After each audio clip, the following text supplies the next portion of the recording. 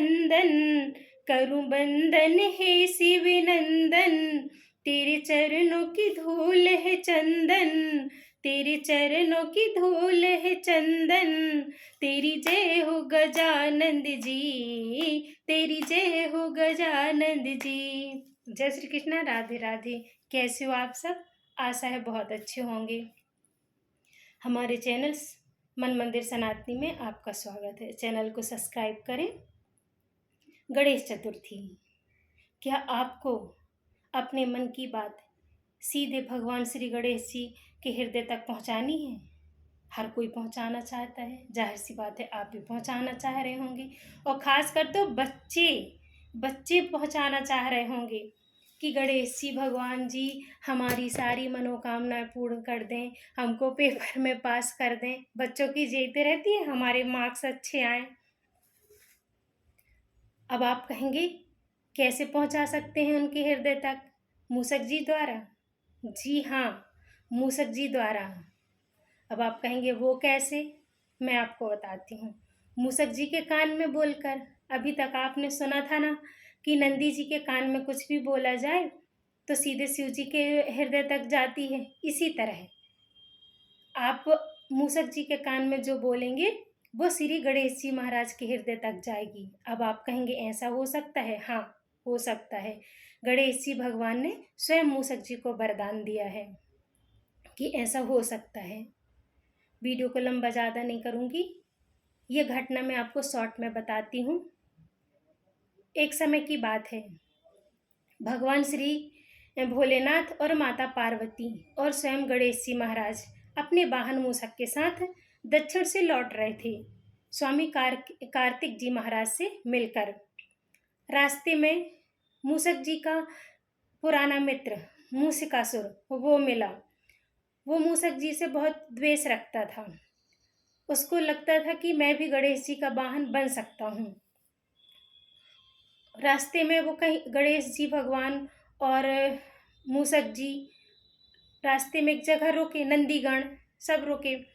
तो मूषिकासुर वहाँ आकर कहता है कि प्रभु, मैं भी आपका वाहन बन सकता हूँ, मैं भी योग्य हूँ, आपका वाहन बनने योग्य हूँ। अब सबने कहा कि स्पर्धा हो जाए, कैसे सिद्ध होगा कि आप हमारे वाहन बनने योग्य हैं? तो बोले स्पर्धा हो जाए। वो चालाक था, मूषिकासुर चालाक था, छल करना जानता था। मूसक जी को छल करना आता नहीं था। बोले ठीक है, क्या स्पर्धा हो। स्पर्धा तय हुई, बहुत सी घटनाएं हुई।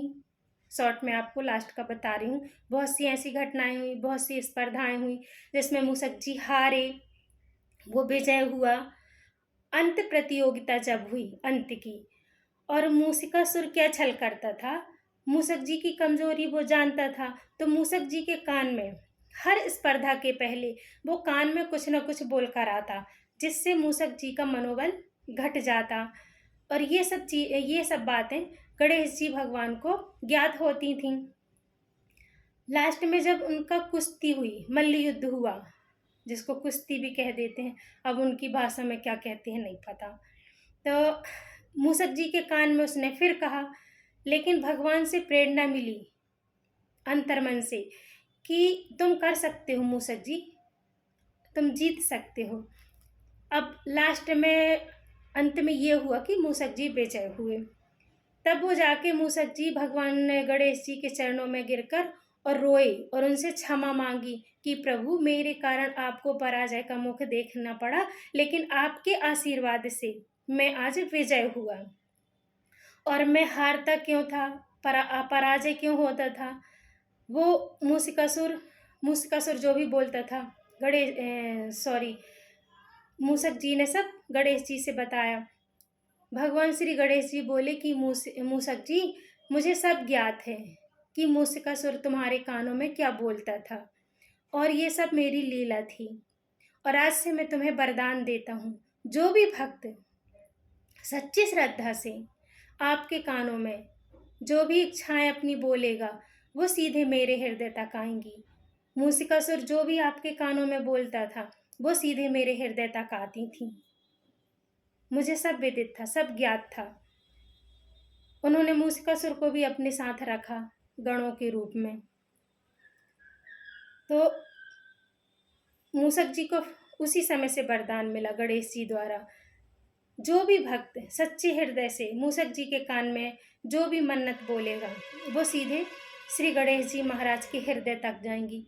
हम आप अगर गणेश जी महाराज से प्रार्थना करते भी हैं, सुनते हैं, वो देरी से सुनते हैं, थोड़ा समय लगाते हैं, लेकिन अगर मूसक जी के कान में बोल के कोई भी मन्नत बोलेंगे, कोई भी इच्छा बोलेंगे, जो भी बोलेंगे, वो सीधे गणेश जी भगवान के हृदय तक जाती है, उसी क्षण चली जाती है।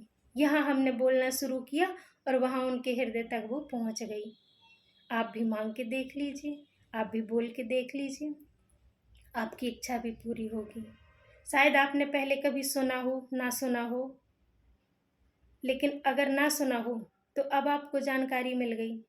आप भी बोलिए, अपनी अपनी इच्छा पूरी कीजिए। खासकर बच्चे अपनी इच्छा पूरी करेंगे, यही बोलेंगे, हे प्रभु हमको मार्क्स अच्छे मिल जाएं, है ना। बच्चे यही बोलते हैं। अगर कहीं कमी रह गई हो तो क्षमा करें, आपके प्यार की ज़रूरत है।